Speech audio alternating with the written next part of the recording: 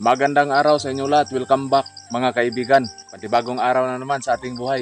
Alam nyo mga kaibigan, pag pumunta tayo sa city, makikita natin na wala talagang paghihirap doon dahil ang mga tao doon, makikita natin na parang ang ganda ng buhay nila. Pero sa kabila ng lahat, magpumunta tayo dito sa bukid, ang hirap ng buhay dito. Ito talaga ang hamon ng mga magsasaka, mga kaibigan.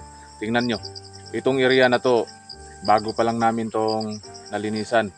Pero ngayon, tingnan nyo, pero okay lang para maka-survive naman tayo sa buhay natin. Kailangan talaga natin magtrabaho at magtiyaga dahil ito lang ang buhay natin dito sa bukid.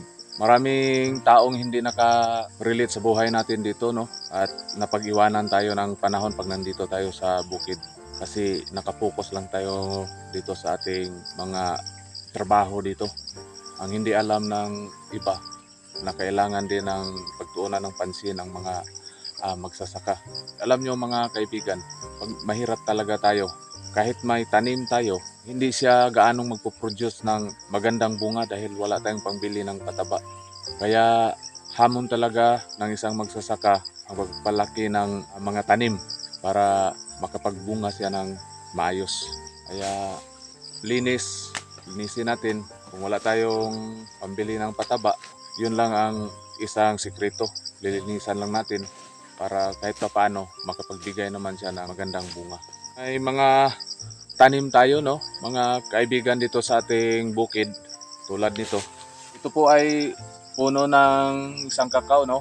So lang, tulad ng sinasabi ko, wala tayong pambili ng abono kaya hindi pa siya naka-produce ng bunga. Pero antayin lang natin, mga isang taon, mula ngayon, siguro makapag-produce na ito ng bunga.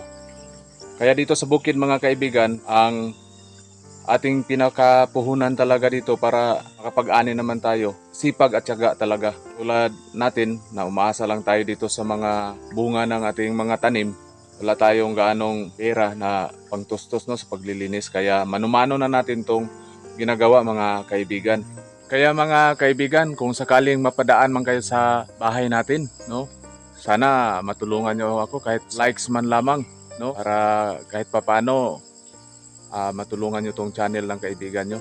Para pagdating ng panahon, baka may pangtustos tayo sa pagpapalinis ng area natin. Dahil sa ganong paraan, malaking bagay na yan na tulong nyo sa akin mga kaibigan. Yan lang po, no, sa araw na to. Maraming salamat sa inyo.